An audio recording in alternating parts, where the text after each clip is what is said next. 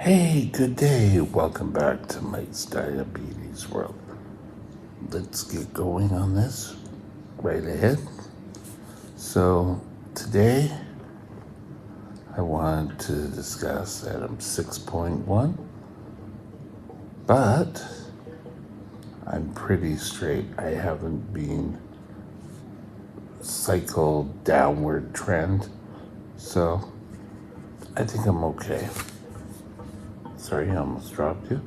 Just fully calibrated, did a finger poke, and I was 5'9". So we're all pretty good here. A few corrections during the night, not too many. Plus there. Now, we're going to take a look at time and range. The last video I did, I celebrated and said, I have 100%. Well, we kind of ruined that. For about half an hour last night, I was below 2 or 3.9 for 2%. So that's half an hour. 1% equals 15 minutes. So this morning we're starting at 98. There's nothing wrong with this number. This is a pretty damn excellent day. Average sugar is around 7.3. So good job, Mike. Now, if you're not getting these numbers, it's okay. You just have to work a bit more. Things will get easier. Trust me.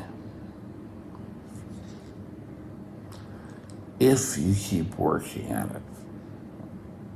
Work with your doctor. Come up with reasons why you're not getting these numbers.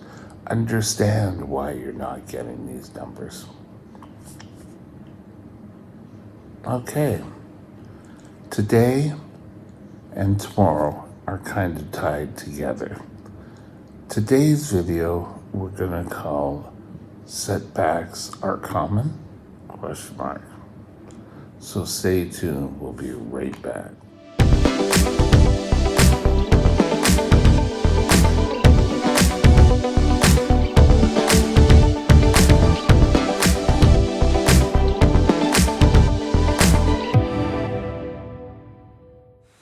This channel is provided for informational purposes only. Contact your physician for any diagnostic or treatment plan. Okay, setbacks. Setbacks I kind of describe as you're going along your merry way and all of a sudden you have high blood sugars. Why? Well, as we know, there are many reasons why. But setbacks can come for a reason you have done. You got lax in your insulin delivery. You took a shot, but it was late. You ate too much. You didn't count your carbs. Those are all you issues. And that's okay. We know why that's happened. Or more important, you know why this happened. So this may sound you-centered, and it's not meant to say, well, all highs are centered around you. No. There are what I call environmental things that trigger your fight or flight reflexes. It could be you were scared. It could be that you have an awful lot of stress in your life. All these things can cause your blood sugar to go berserk. years ago, they were searching for reasons why my blood sugar was going berserk. They called in a social worker that talked to me, then they talked to my mother, then they talked to my father, then they talked to us as a group. Oh my God. And it was decided that it went from you have too much stress in your life to you don't have enough stress. And you're looking for something to do, and this is causing your blood sugars to go out the window. No.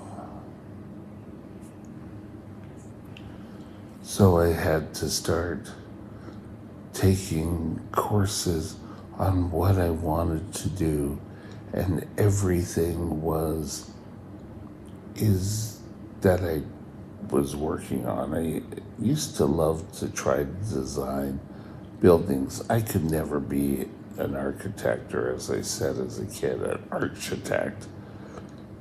But I just kind of planning and organizing kind of excited me.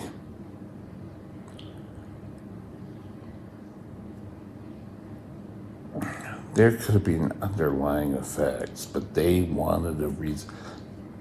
They wanted to pinpoint. And you can't sort of say, oh, well, I don't know the reasons why. But you can know the reasons why. And that's where it's self-centered versus environmental. Now, if you're doing something and you're causing your highs, whether you're eating more than you should be, or you're not taking the insulin for whatever reason, setbacks can be kind of a roadblock. And I've mentioned this before in my stories. There's two sort of things. First of all, I had a really good endocrinologist years ago, and he was sort of world renowned. People said his name, and you kind of knew it. Excuse me, now you have something on your eyes there. And he told me a story that there was a lady who was doing fairly good in their blood sugar control. He didn't say whether it was type 1 or type 2, but I don't think in this story it really matters. And this lady had pretty good control. I don't think there's a superstar every step of the way doing an awesome job. But, okay. She then, every month, she would have a spike in her blood sugar, and they couldn't figure out why, and it would always take a couple of days to bring it back down, but it was always a definite spike. And they investigated, and they did find a reason for this. And it was something I wouldn't have never thought about, and I still, thinking back, I wouldn't have thought today about. And it was she went and got her hair dyed, and the dyeing solution had sugar in it, and it was seeping into her skull and causing her blood sugars to raise.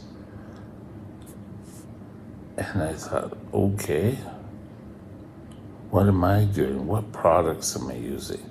In fact, did you know toothpaste has sugar in it?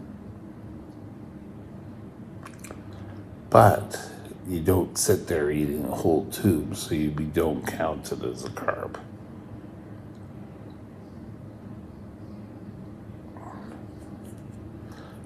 So all these people that say they don't consume sugar, but again, that's an us issue.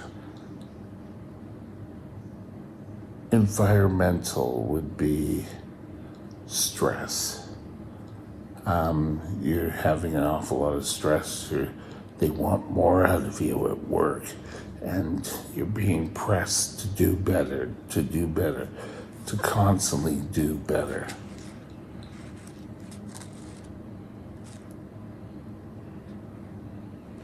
And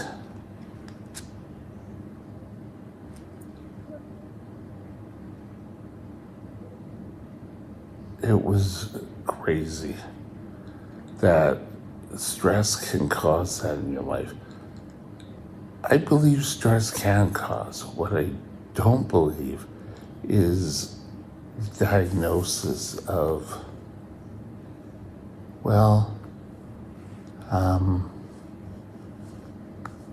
you don't have enough stress in your life, and that's why your blood sugars are going up. Looking back at that time, I think it was a little bit more self-centered. I never really looked at how much sugar was in food.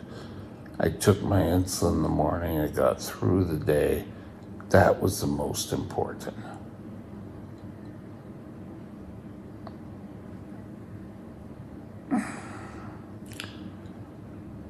I would be in the hospital, and I would do a lot of times in the hospital. First of all, with me as a young guy, not taking care of myself was a good portion of it. A form of me, there was one time I had a birthday, and I enjoyed myself, but then I kept eating sweets after. Oh, it's fun. Yeah, it's not affecting my blood sugar too much. And I ended up in the hospital being sicker than a dog.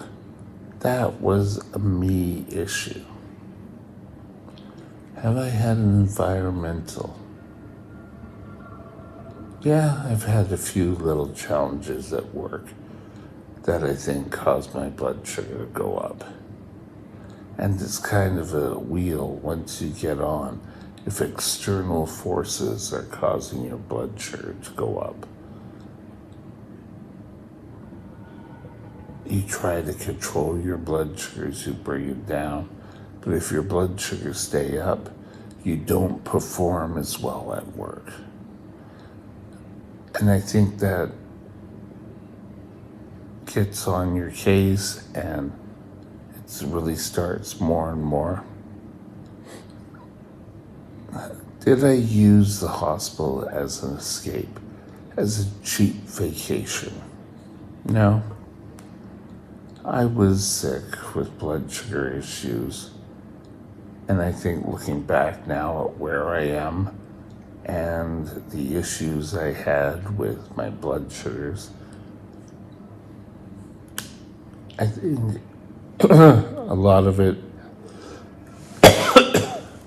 I have triggers that could cause me to go high, could cause me to go low, but it's not something like having too little insulin that I'm injecting, or so I kind of count those more as environmental. I could take insulin for 3 days, eat the same things, and get 3 different results. So that tells me it's a little bit more environmental. Just think about it. So are setbacks real? Yes, of course they are. However, what you do, and that's what we're going to discuss in the next video. You, if you can, find out why you're having these setbacks. And if it's something you can correct, by all means correct it. If it's something more, you need to talk with your doctor. Maybe even talk to a psychologist if there's stress at work or whatever. We're going to call this one here. Hope you have a great day, and I'll see you tomorrow for a continuation of this topic. Bye now. My email is mikesdiabetesworld@gmail.com. mikesdiabetesworld@gmail.com.